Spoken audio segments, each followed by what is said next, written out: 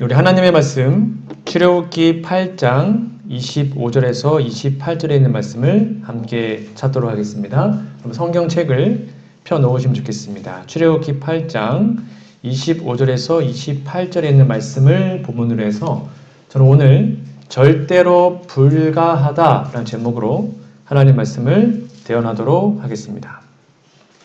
우리 본문을 아까 읽었으니까 바로 말씀으로 가도록 하겠습니다. 목회자들은 꿈이 있습니다. 그 꿈이 뭐냐면 이왕이면 교회를 좋은 교회로 만들고 그 다음에 좋은 설교하고 사람들에게 기쁨과 행복을 주는 게 많은 목사들의 꿈일 것입니다. 목회자라면 누구나 이왕이면 교회가 좀 말씀 안에서 잘 갈 수 있도록 기도하고 고민하고 그렇게 합니다. 그런데 거기에는 유혹이 하나 있습니다.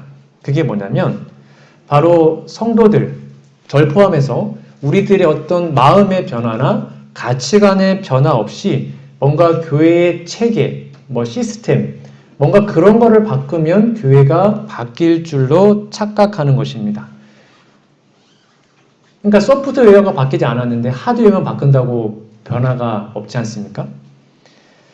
그러나 살아 숨쉬는 교회는 시스템의 문제가 아니고 가치관의 문제, 우리의 마음의 문제, 우선순위의 문제겠죠. 여러분, 저는 이 말씀을 늘 마음에 생각합니다. 구약의 이스라엘 백성들은 가나안을 가고 싶었습니다.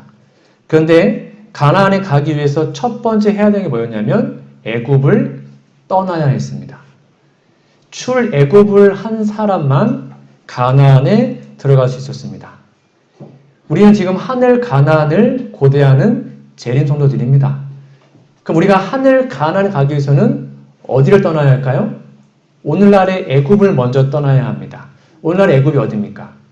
세상입니다. 세상. 세상을 사랑하고 세상이 우리의 마음을 둔 것을 먼저 떠나지 않으면 가나안에 들어갈 수가 없어요. 왜냐하면 이 사람들이 아시다시피 출애굽을 했지만 마음이 애굽에 있었기 때문에 거의 대부분이 광야에서 죽었거든요.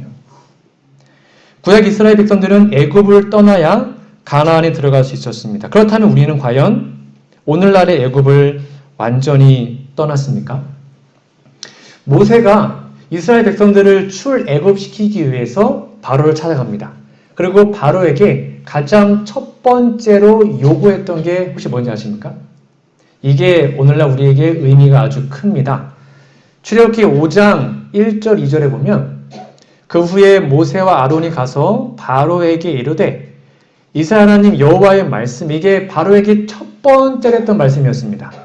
내 백성을 보내라. 그들이 광야에서 내 앞에 절기를 지킬 것이니라. 여러분, 여기 나와 있는 절기가 무엇일까요? 여러분, 성경에는 안식이 나와 있지 않지만 이때는 유월절, 무교절 이런 게 만들어지기 전입니다. 그렇죠? 그렇죠? 유월절은 출애굽 때 만들어졌으니까. 그러니까 요때 절기는 안식일밖에 없어요. 그래서 부조전자에 보면 이 부분은 명확하게 주석했습니다. 이스라엘 백성들이 안식일을 범했기 때문에 종이 되었고, 그래서 그들에게 가장 먼저 출애굽할 때 그들에게 개혁하라라고 말했던 게 뭐냐면 안식일이었습니다. 그래서 내 백성을 보내라. 그들이 광야에서 내 앞에 절기를 지킬 거다라고 말씀합니다. 2절 바로가 가라되 여호와가 누구간데 내가 그 말을 듣고 이스라엘을 보내겠느냐? 나는 여호와를 알지 못하니 이스라엘도 보내지 아니하리라 라고 얘기합니다. 무슨 말입니까? 하나님은 우리들이, 하나님의 백성들이 하늘 가나안에 가기 위해서 그들을 부르실 때에 가장 첫 번째로 우리가 회복해야 되는 것이 바로 예배라는 것입니다. 안식일을 거룩히 지키고 그 예배 날을 기억해서 하나님의 성전에 모이고 무슨 일이 있어도 하나님께 예배 드리는 게 첫 번째 개혁이었어요. 그것이 되지 않으면 광야 생활은 가나안까지 가는 것은 쉽지 않은 거거든요. 중간에 불평하고 얼마나 사람들이 고생했습니까? 불평하다가 다 죽고. 그래서 사단은 하나님의 선택된 백성들이 하나님을 예배하러 가는 것을 결코 좋아하지 않습니다. 여러분, 코로나19가 우리에게 준 게 뭐라 그랬어요? 예배 그거 안 가도 돼. 전염병이 더 사회를 위해서 예배 좀 덜 드리면 어때? 집에서 예배 드려도 되지. 그게 코로나19가 우리에게 2년 동안 심어준 가치관이었습니다. 정말 그런가? 그런데 그보다 더 큰 문제는 열심히 예배에 왔는데 때로는 마음이 공허할 때가 있고 예배 끝나고 집에 가도 행복하지 않을 때가 있고 뭔가 마음에 채우지 않을 때가 참 많죠. 여러분, 우리도 다 경험해 보셨겠지만 신앙생활 하다 보면 늘 마음에 기쁘지 않을 때가 있어요. 때로는 분명히 아침에 말씀 읽고 기도하고 열심히 살았는데 때로는 공허할 때가 있고 지칠 때가 있어요. 그러면 왜 우리들의 삶에 이런 갈등이 생기는 걸까요? 그 이유는 우리 하나님을 적당히 절반만 믿으려고 하기 때문입니다. 실물교훈 116페이지 이렇게 기록되어 있습니다. 거룩함이란 무엇일까요? 우리는 거룩한 성도고 거룩한 안식일이잖아요. 거룩함이란 하나님께 전체를 바치는 것이며, 그러니까 안식일도 안식일 오전에만 예배 와서 끝나는 것이 아니라 안식일 전체가 언제부터요? 금요일 해질 때부터 토요일 해질 때까지 그 전체를 거룩히 지키는 게 그게 거룩함이라는 거예요. 전체를 바치는 것이며 마음속에 있는 하늘의 원칙에 마음과 생애를 어떻게 해요? 50%요? 90%요? 아니요. 완벽히 완전히 복종시키는 것이다. 그러니까 이것이 우리에게 안 되기 때문에 교회 생활을 해도 마음이 때로는 불안하고 만족이 없고 그런 것입니다.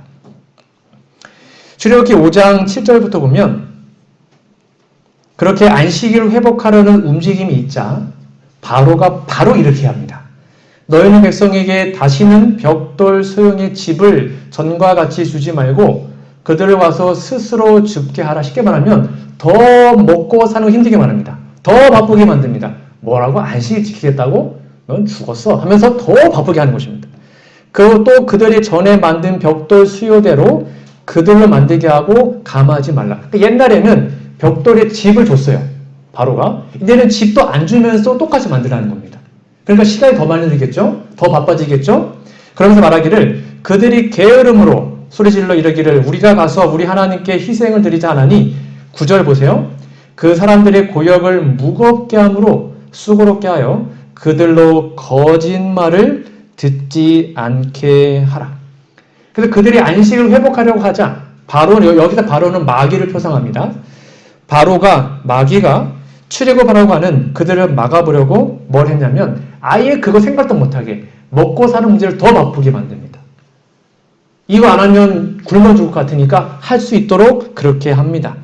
직장 문제로 먹고 사는 문제로 안식일 지키지 못하게 결사적으로 막고 있는 것이죠. 그게 바로 마귀가 하는 일입니다. 벽돌을 만들려면 볏집이 들어가야 되는데 이거 이제는 안 해준다는 겁니다. 니들 스스로 알아서 해라. 근데 예전처럼 똑같이 해야 돼. 그러면서 이렇게 얘기합니다. 저는 이 말씀이 좀 마음에 찔렸습니다. 9절 보면 바로는 하나님의 말씀을 뭐라 그래요? 그들로 거짓말을 듣지 않게 하라. 모세가 내 백성을 보내라. 내가 그들에게 안식 지키게 하겠다 얘기하니까 바로는 그거 거짓말이야. 그거 믿지 마. 하나님의 말씀을 마귀는 거짓말이라고 말합니다. 여러분, 바로는 하나님의 말씀을 거짓말이라고 선포합니다. 근데 이것이 이때만의 문제가 아니었고요.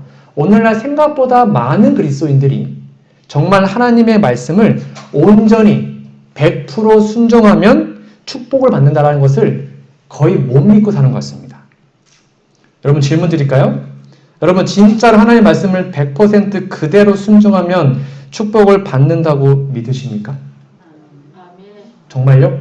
근데 왜 많은 교회에서 토요일 오전의 예배 숫자와 금요일 저녁 예배 숫자가 다를까요? 금요일 저녁은 안식일 아닌가요? 맞죠? 근데 수많은 교회에서 그래요. 금요일에만 50명 모이면 안식일은 한 150명. 왜 그럴까요? 정말 우리가 하나님의 말씀을 100% 순종하면 복받지 않겠습니까? 근데 그거대로 믿지 않는 분들이 생각보다 많다는 거예요. 저를 포함해서. 때로는 이 말씀에 순종하면 힘들 것 같은 것입니다. 이 말씀에 순종하면 큰 어려움이 올 것 같아요. 그래서 때로는 타협하고 넘어지고 하죠. 저도 참 그럴 때가 많습니다. 여러분 안식일 오전 예배만 참석하면 안식일 지키는 것입니까? 아니지 않습니까? 안식일은 금요일 할 때부터 토요일 해 질 때까지잖아요. 근데 그 온전한 안식일을 우리가 정말로 지키고 있는지 안식일 교인인데 정말 안식일을 그렇게 지키고 있는지, 혹시 마귀가 바로가 그거 거짓말이라고 말하는 거 혹시 우리가 속고 있지는 않는지 모르겠습니다. 여러분, 마지막 시대에 이를수록 사단은 우리들을 바쁘게 합니다. 노동을 더 하게 합니다. 그래서 먹고 사는 문제로 하나님의 말씀에 순종하지 못하게 합니다. 그럼에도 불구하고 많은 그리스도인들이, 많은 재림 성도들이 광야에 나가서 하나님께 예배해야 되는데, 아까 바로의 말처럼 니들 스스로 알아서 해. 그래야 내가 너 밥 먹여줄 거야. 라는 그 말에 혹시 마음에 쓰이고 있지는 않는지 모르겠습니다. 오늘은 애굽을 떠나려는 이스라엘 백성들을 유혹하는 사단의 모습을 좀 살펴보고 오늘날 우리에게 주신 하나님의 말씀을 좀 마음에 새겨보고자 합니다. 첫 번째입니다. 함께 읽어볼까요? 시작! 죄와 타협하라는 사단의 암시를 물리치라. 여러분, 이제 하나님은 마음이 강팍해진 그 바로와 애굽 백성들에게 하나님의 벌을 내리죠. 물이 피로 변하고 메뚜기 재앙, 개구리 재앙 등등 그런 재앙들을 애굽에 보냅니다. 이렇게 그러한 재앙들이 뒤따르자 하나님께 예배하겠다는 그 모세의 제안에 바로가 첫 번째로 타협안을 제시합니다. 그것이 바로 오늘 본문 말씀 출애굽기 8장 25절입니다. 여러분, 이 빨간 데에다가 밑줄을 쫙 그어놓으시면 되겠습니다. 이게 첫 번째 바로의 마음이었습니다. 바로가 모세와 아론을 불러 이르되 너희는 가서 이 땅에서 너희 하나님께 희생을 드리라. 바로가 허락했습니다. 그럼 희생 어디서 드리래요? 광야가 아니라 뭘 광야까지 가냐. 그냥 애굽에서 드려. 애굽에서. 내가 그렇게 해줄게. 이 땅에서 하라라고 얘기합니다. 애굽 떠나지 말고 이 땅에서 예배하라. 이걸 오늘날 얘기하면 이겁니다. 하나님께 예배 드려. 괜찮아. 그래, 드려. 근데 세상을 떠나지 말고 세상도 마음에 두고 우리 몸과 마음 세상에 두고 그리고 예배하라니까. 괜찮아. 그렇게 해. 이게 지금 오늘날 사탄의 마음입니다. 세상 가치관 떠나지 말라. 너희는 죄의 종이니까. 너는 노예니까. 애굽 떠나지 말고 이 땅에서 예배 드려라 라고 바로가 얘기합니다. 그럼 이 작전이 우리 그리스도인들 하나님의 백성을 떠나게 하는 바로의 마귀의 첫 번째 작전입니다. 예수 믿어라.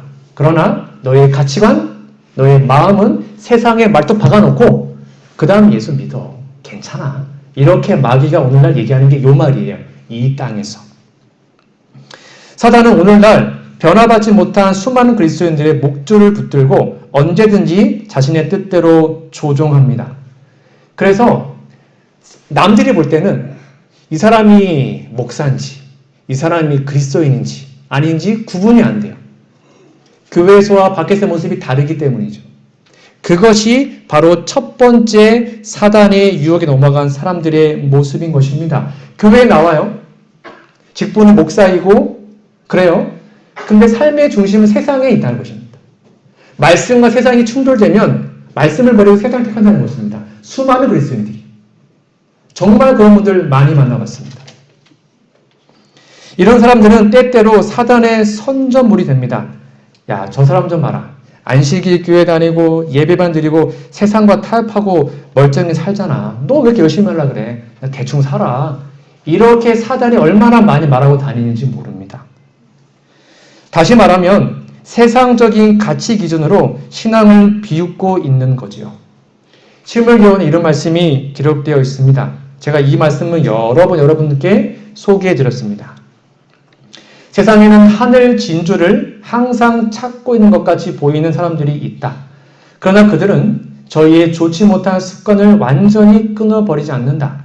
그들은 그리스도께서 저희 안에 사시게 하기 위하여 자신에 대하여 죽지 않는다. 그러므로 그들은 귀한 진주를 얻지 못한다. 그들은 불순한 야망과 세상에 대한 애착을 극복하지 못했다. 그들은 십자가를 지고 극기와 희생의 길을 걸으시는 그리스도를 따라가지 않는다. 그들은 거의 그리스도인이 되기는 하였으나 아직 완전한 그리스도인은 아니다. 그들은 거의 하늘나라에 가까이 이른 것 같이 보이나 그곳에 들어갈 수는 없다. 끝에 같이 읽어볼까요? 구원을 시작. 구원을 거의 얻었으나 온전히 얻지 못했다라는 말은 거의 잃어버렸다는 말이 아니라 완전히 잃어버렸다는 뜻이다. 그래서 이스라엘 백성들이 출애굽해서 그 가나안 변경, 그 근처까지 거의 다 왔거든요. 근데 다 죽었어요. 다 죽었어요. 거의 다 죽었습니다. 가나안에 못 들어갔습니다. 애굽을 떠나지 못한 사람, 세상의 가치관을 버리지 못한 사람은 물론 뛰어난 도덕성, 뛰어난 착한 사람일 수 있습니다. 그러나 이것처럼 우리가 진심으로 세상을 버리지 않으면 그리스도인이 될 수는 없다는 것이죠.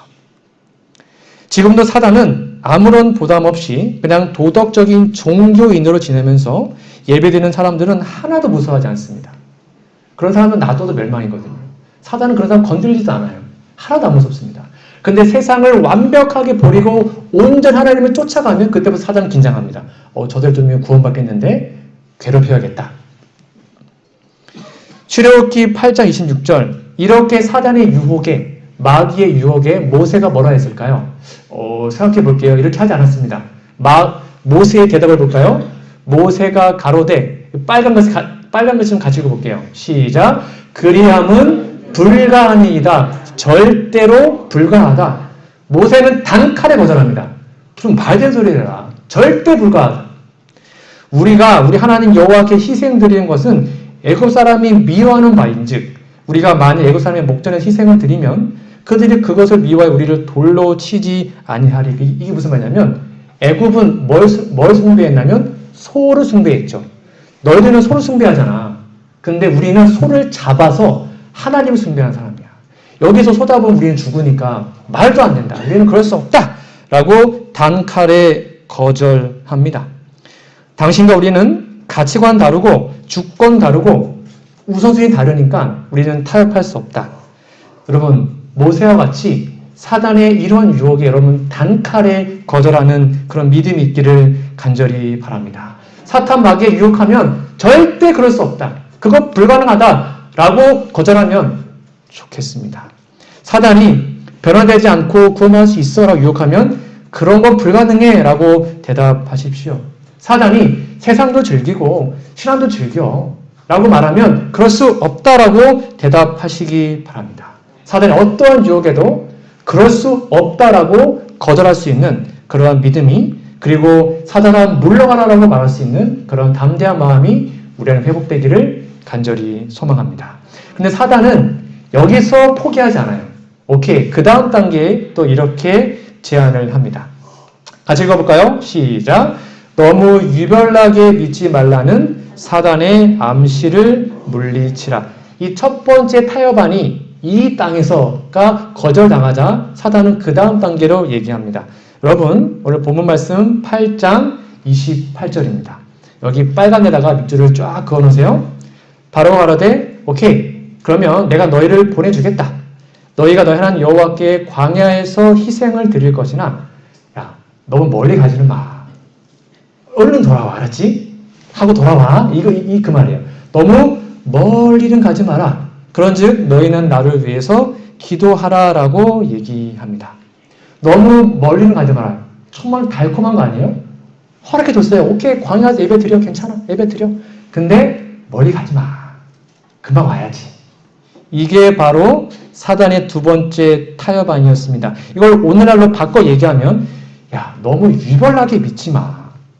신앙생활 한다고 단칼에 술 끊고 담배 끊고 안식일에 가게 문 닫고 교회 봉사까지 하고 야 그거 되게 꼴불견이야. 뭐 그렇게 열심히 믿어. 적당히 해. 이게 지금 사단의 꼬임이라는 것입니다. 너무 멀리 가지 말라니까. 적당히 하라고 적당히. 너무 광신자 같아. 그렇게 하지 말어. 이게 지금 사단이 오늘날 수많은 그리스도인들에게 말하고 있는 유혹입니다. 여러분 이 유혹에 많은 사람이 넘어가지 않습니까? 너무 멀리는 가지 말라. 너무 그럴듯해요. 신물교원 280페이지입니다. 이 말씀 여러분 저에게 되게 충격이었습니다. 그대가 그리스도를 전적으로 반대하지 않는다고 해서 쉽게 말하면 좀 적당하게 한다 그 말이에요. 하나님을 섬기고 있다고 생각을 갖지 말라. 우리가 그렇게 생각한다면 우리 자신의 영혼을 속이고 있는 것이다. 하나님을 섬기는 일에 사용하라고 주신 것들, 곧 그것이 시간이거나 재물이거나 또 다른 어떤 재능이거나 간에 그것을 사용하지 않음으로 인하여 우리는 하나님을 뭐하고 있다? 두렵지 않습니까? 우리가 적당히 하는 게 하나님을 대적한다는 것입니다. 우리가 하나님을 전적이 반대하지 않는다고 섬기는 게 아니라는 것입니다. 바로처럼 멀리 가지 마. 적당히 해. 그게 하나님을 대적하는 모습일 수도 있다는 거예요. 여러분, 오늘날도 많은 사람들이 이 유혹에 넘어갑니다. 너무 멀리 가지 말라? 멀리 가면 너 빠져 죽어. 바로의 왕처럼 내가 밥 먹어주고 집 주고 옷 입혀주는 거야. 야, 광야에서 어떻게 사냐? 얼마나 힘든데. 광야 예배만 드리고 얼른 애굽으로 돌아와. 예수가 밥 먹어주냐? 교회 가서 예배만 드리고 사는 것은 세상적인 방법으로 사는 거야. 다 그렇게 살아. 밖에 나가봐. 대부분 그리스도 다 그렇게 살거든. 그렇게 살아야 돼. 라고 사단이 우리에게 말하고 있는 거예요. 여러분, 이게 뭔지 아십니까? 빨간 거? 이게 지금 서울 시내의 교회 숫자입니다. 어마어마하죠? 대한민국 교회 숫자를 보면 아예 시뻘개요. 하도 많아가지고. 편의점이 몇 개 여기? 25,000개. 교회가 78,000개. 대한민국이 남산 올라가면 죄다 십자가예요. 그래서 외국인들이 한국 오면 왜 대한민국은 다 공동묘지냐고. 다 십자가밖에 없다고. 다 빨간색 십자가. 여러분, 편의점이 얼마나 많아요, 편의점이. 근데 편의점보다 3배가 많아요. 그쵸, 3배 맞죠? 대략 3배. 이게 교회가 이렇게 많아요. 우리 기독교가, 한국에. 근데 대한민국의 현 주소는 어떻습니까? 왜 이렇게 한국 교회가 세상으로 욕먹고 무력한 집단이 되었습니까? 세상에서 제일 싫어하는 집단인데 기독교가 됐습니다. 이렇게 말하면 죄송하지만 사람들은 기독교라 부르지 않습니다. 개독이라고 합니다. 그렇게 얘기해요. 밖에 나가면. 국회의원보다 더 미워하는 게 목사. 여러분, 국회의원 욕 엄청 먹죠? 근데 국회의원보다 목사를 더 믿어요, 요즘에. 왜 그랬을까요? 왜 이렇게 한국교회가 이렇게 무력화됐습니까? 바로 예수님을 믿어요. 나 그리스도인이야. 근데 너무 멀리는 가지 않으려는 사람들 때문에. 적당히 믿는 것이죠. 그러니까 교회에 와도 세상에 나가도 별 차이가 없는 거예요. 그러니까 세상을 변화시킬 수 없는 거죠. 이렇게 시뻘건 교회는 많은데 결국 세상은 더 악해지는 것이 한국 교회의 현실 아닙니까? 만약 우리 재림교회가 이렇게 멀리 가지 않으려는 좀 적당히 믿으려는 사람들이 차가 넘친다면 결코 늦음이 임할 수 없을 겁니다. 결코 우리 시대에 예수님 재림을 맞이할 수 없을 겁니다. 우리는 이왕 믿을 것 정말 최선을 다해서 우리의 몸과 마음을 다해서 하나님을 섬기는 그러한 우리의 모습이 되기를 간절히 소망합니다. 그래서 모든 것을 버려두고 예수를 쫓았던 12 사도의 모습, 결국 순교자의 길까지 갔던 그들의 열성이 우리한테 다시 한번 회복되기를 간절히 소망합니다. 사단은 여기서 포기하지 않아요. 그 다음 단계로 또 이제 유혹을 합니다. 세 번째입니다. 같이 읽어볼게요. 시작. 공동체를 포기하라는 사단의 암시를 물리치라. 이 땅에 들여라. 그것도 모세가 안 된다 그러고, 그러면 멀리 가지 말고 그것도 안 된다 그래요. 그러니까 바로가 그 다음 단계 타협안을 가지고 옵니다. 그게 바로 여러분 성경책 출애굽기 10장 10절부터 있는 말씀입니다. 여기 빨간 덱에다가 여러분 줄을 쫙 그어 놓으세요. 바로가 그들에게 이르되 내가 너희와 너희 어린 것들을 보내면 여호와를 너희와 함께 하게 함과 일반이니라. 삼갈지어다 너희 경영이 약하니라. 11절 그는 불가하니 너희 남정만 가서 여호와를 섬기라 하고는 그들을 쫓아냅니다. 누구만 가라는 거예요? 남자만 가. 남자만. 그 힘들게 그 광야에 무슨 애들 다 데리고 가나 힘들게. 남자만 가. 남자만. 가라고 얘기를 합니다. 너 혼자만 가라는 것입니다.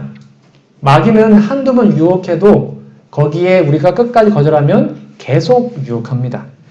여러분, 오늘날 성도들이 이렇게 열성적이고 믿음이 좋잖아요? 그러면 사단은 이 세 번째 타협안을 가지고 그들을 유혹합니다. 이게 무슨 말일까요? 오늘날로 적용하면 좋다. 너 열심히 교회 다니는 거 좋아. 근데 너 혼자만 믿어. 네 가족들, 네 남편, 네 와이프 다 데리고 가지 말고 교회에 너 혼자만 가라니까? 너 혼자만 가. 뭘 다 데리고 가려고 그래 힘들게. 이게 지금 마지막 세 번째 마귀 바로의 타협안입니다. 전도지 분급이 어떻고 성경 읽는 거 매일 확인하지 말고 기어절 암송 그런 거 하지 말고 너 혼자만 하라니까 혼자만. 안 말릴게 너 혼자만 해 혼자만. 이게 그 말이에요. 남정만 가라. 오늘날 여기에 또 타협해서 그래 신앙은 자유니까 말하는 말 안 듣고 나라도 열심히 혼자 그렇게 하는 사람들이 참 많죠. 물론 그거 나쁜 거 아닙니다. 근데 우리가 늘 마음속에 우리 가족의 구운 마음의 짐이 있지 않습니까? 근데 사단은 그거 막는 것입니다. 혼자만 가라. 공동체까지 운운하지 말라는 것입니다. 나 혼자 잘 믿으면 그만이라는 생각은 사단이 주는 생각입니다. 하나님은 우리 혼자만 애굽을 떠나서 가나안에 가라고 명하지 않으셨습니다. 하나님은 우리의 가족 전체를 데리고 애굽을 떠나 하늘에 가라고 우리에게 말씀하십니다. 우리 혼자 하늘 가면 뭐 하겠습니까? 그렇죠? 같이 가지 않겠습니까? 우리의 가족, 또 우리의 믿음의 가족들 함께 힘을 합쳐서 격려해주고 도와줘서 우리 공동체가 함께 하늘에 가는 게 하나님의 뜻인 거죠. 근데 사단은 그거를 막는 것입니다. 그거 관심하지 말고 너 혼자만 하라고 이렇게 말하고 있는 것입니다. 여러분 우리가 알다시피 가인이 아벨을 죽였습니다. 그 아벨을 죽인 다음에 하나님 이렇게 물어보십니다. 여호와께서 가인에게 이르시되 내 아우 아벨이 어디 있느냐? 그가 가로되 내가 알지 못하나이다. 내가 내 아우를 지키는 자니까? 이게 가인의 말이었어요. 하나님 왜 저한테 그러세요? 제가 어떻게 알아? 제가 지킵니까? 별일이야. 이렇게 얘기했다는 거죠. 이러한 말이 혹시 우리의 입술에 있지는 않습니까? 그리스도의 성결봉사 13페이지 이런 말씀이 있습니다. 믿음의 형제 자매들이여 그대들의 마음 가운데 내가 내 아우를 지키는 자니까 하는 질문이 일어나지 않는가? 까만 글씨 같이 읽어볼까요? 그대가 같이요. 시작. 그대가 하나님의 자녀라 주장한다면 그대는 그대의 아우를 지키는 자인 것이다. 여호와께서는 교인들이 구원할 수도 있었던 영혼에 대해서는 그 책임을 교회에 지우신다. 참 두려운 말씀입니다. 우리가 끌어주고 함께 도와주고 연락해주고 사랑 나눠주고 함께 격려해주면 정말 구원받을 수 있었는데 나 혼자만 하겠다는 그런 마음 때문에 구원하지 못했다면 그 책임이 우리한테 있다는 것입니다. 여러분 사단의 이 유혹에 넘어가지 마십시오. 너 혼자만 해라. 너 혼자만 가라. 아닙니다. 우리는 함께 가야 합니다. 그것이 바로 우리 공동체를 주신 하나님의 모습인 것이죠. 제가 여러분께 여러 번 말씀드렸습니다. 저희 교회는 그건 참 잘 알고 계신 것 같습니다. 누군가가 교회에 빠지면 누가 전화해야 됩니까? 물론 저도 전화해야 되지만 구역반장들, 그 다음에 장로님들, 여러분 구역반이 서로 격려해주고 도와주고 연락해주고 왜 빠졌는지 어디 아픈지 기도해주고 방문해주고 그런 것들이 우리가 함께 협력해서 주님의 일을 하는 모습이지 않겠습니까? 이러한 아름다운 모습이 우리 안에 간절히 있기를 간절히 소망합니다. 내가 내 성도를 지키는 자니입니까? 라는 생각이 든다면 그것은 가인의 정신임을 여러분 기억하시고 우리 교회의 귀한 영혼들을 위해서 함께 기도하고 사랑해주고 연락하고 도와주는 우리 모두가 되기를 간절히 바랍니다. 네 번째입니다. 이때 사단은 또 한 번 더 마지막 타협안을 제시합니다. 거기까지도 안 되면 이렇게 얘기합니다. 같이 읽어볼게요. 시작. 물질은 빼놓고 믿으라는 사단의 암시를 물리치라. 오케이. 이 땅에서도 안 돼요. 멀리 가지 마라. 그것도 안 한다 그래요. 너 혼자만 가라. 그것도 안 해. 그러면 네 번째. 오케이. 그럼 다 가는데 야 물질은 놔두고 가. 이렇게 사단이 얘기합니다. 이 네 번째 타협안이 출애굽기 10장 24절에 기록되어 있습니다. 여기도 밑줄 쫙 그어놓으세요. 바로가 모세를 불러서 이르되 너희는 가서 여호와를 섬기되 너희 양과 소는 머물러 두고 너희 어린 것은 너희와 함께 가라. 오케이, 네 맘대로 다 가. 다 가져가. 그런데 양과 소는 좀 놔두고 가면 안 될까? 이렇게 마귀가 마지막 네 번째로 타협안을 제시합니다. 양과 소는 두고 가라. 이게 무슨 말일까요? 우리의 소유물, 우리의 재물을 갖고 하나님을 섬기지 말라는 것입니다. 왜냐면 이 당시 예배 드리는 게 소 잡고 양 잡는 거였잖아요. 근데 그거 놔두고 하면 예배 드릴 수 없다는 거죠.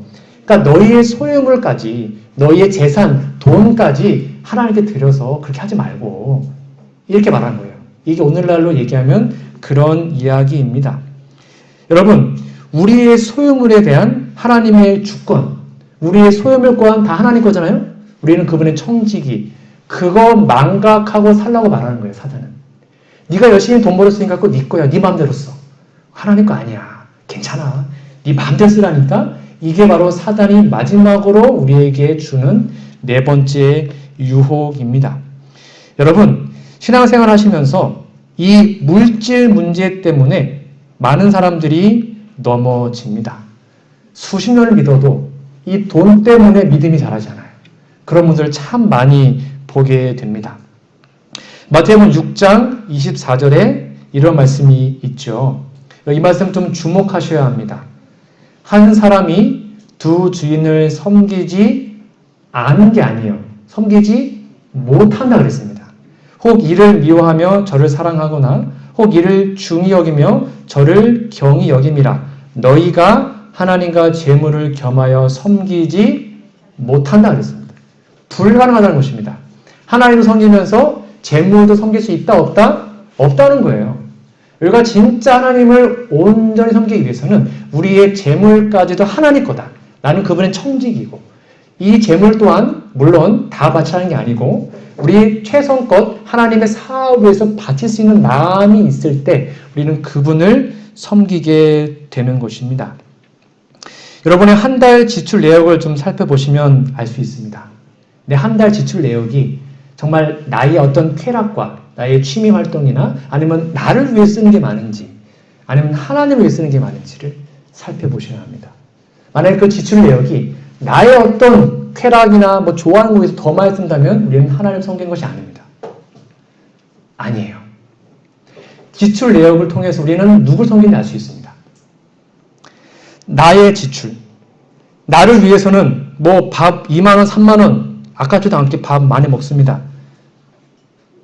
근데 교회 헌금은 10년 전에도 지금도 똑같습니다. 여러분 혹시 제11조라고 들어보셨습니까? 제11조? 이제 연말이 되었습니다. 이제 헌금을 저희가 구별할 텐데 다음 주부터 저희가 이제 헌금 내역을 알려드리면 여러분 이제 결정하시면 되는데 이렇게 하시는 겁니다.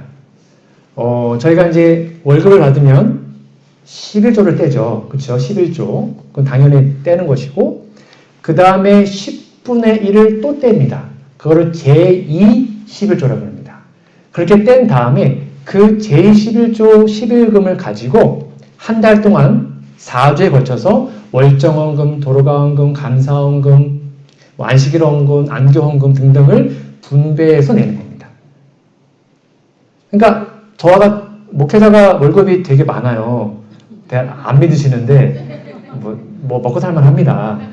근데 목회자 같은 요 정도 월급도 죄송합니다.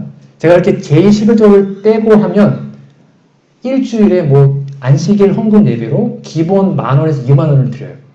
안식일 헌금 예배로. 그거는 많이 드리는 게 아니에요. 가장 기본적으로 그 정도 드릴 수 있어요. 왜요? 제11조를 우리가 정직히 구별하면 그렇게 할 수 있거든요. 여러분 작년도 우리 영월교회 11조가 대략 한 6,700만 원 정도 나왔다고 합니다. 그러면 우리가 이제 11조를 내지 않습니까? 개인적으로. 그러면 월정 헌금을 11조에 대략 얼마큼을 내는 게 하나님의 말씀의 뜻일까요? 만약 제가 11조 10만 원을 낸다. 예를 들면 그 월정 헌금 얼마 하면 좋을까요? 월정 헌금은 11조의 50%입니다. 그게 가장 적게 내는 표준입니다. 성령과 예언시 나와요.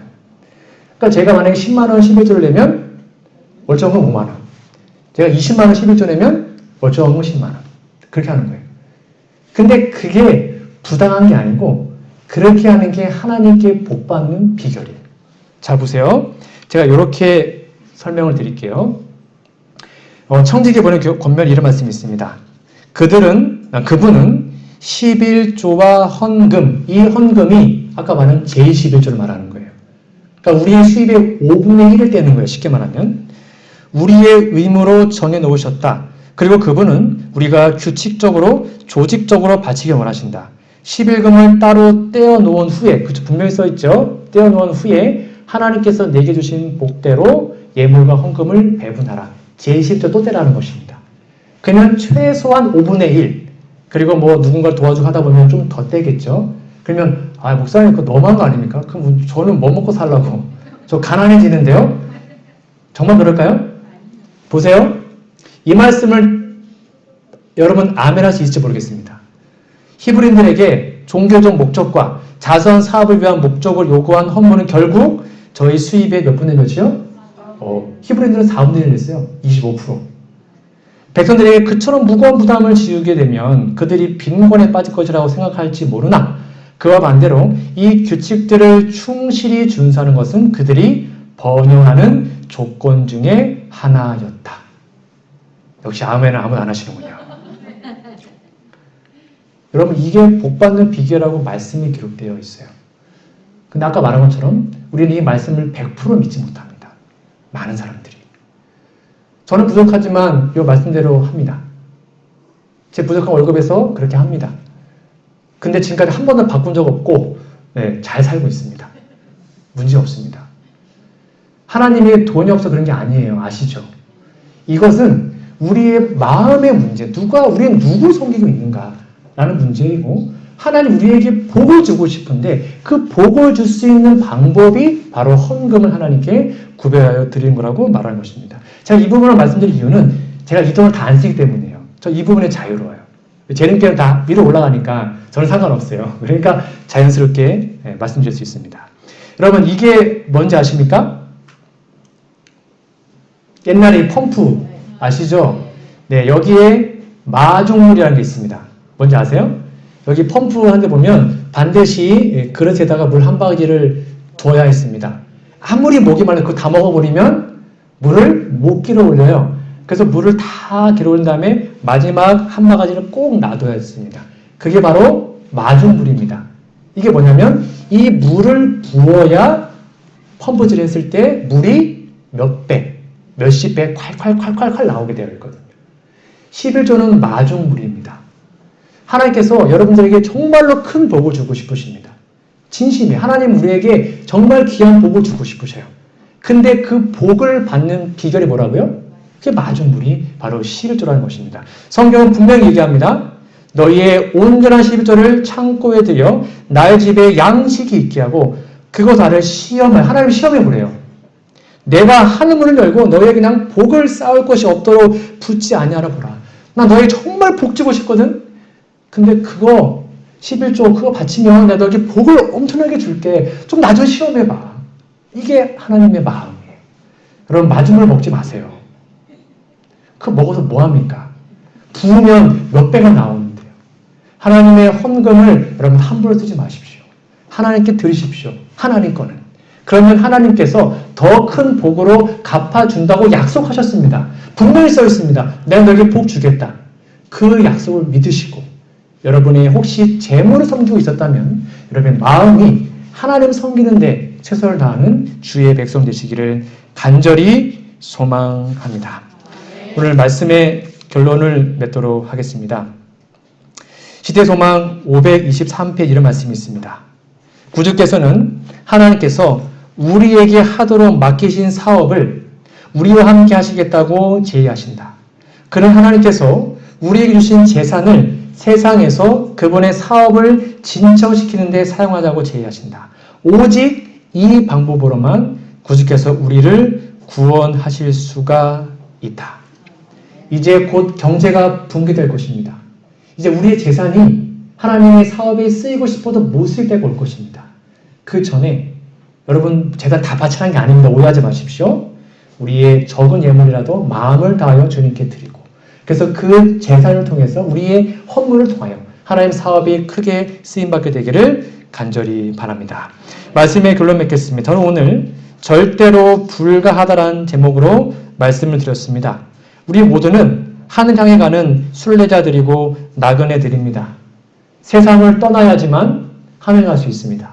애굽을 떠나야지만 가나안에 들어갈 수 있습니다. 그러니 어떠한 형편에도 어떠한 상황에도 여러분의 마음을 하늘로 고정시키시고 하늘로 전진 또 전진하는 주님의 자녀들 되시기를 간절히 바랍니다. 죄와 타협하라는 사단의 암시를 물리치십시오. 너무 유별나게 믿지 말라는 사단의 암시를 물리치시기 바랍니다. 공동체 포기하라는 사단의 암시를 물리치시고 물질만 빼놓고 믿으라는 사단의 암시를 물리치셔서 사단의 어떠한 유혹에도 그것 불가능하다. 절대로 불가능하다. 나는 하나님을 믿고 오직 전진해서 하늘까지 가겠다. 그러한 놀라운 믿음이 우리 마음속에 가득 넘치기를 간절히 바라며 오늘 말씀을 마치도록 하겠습니다.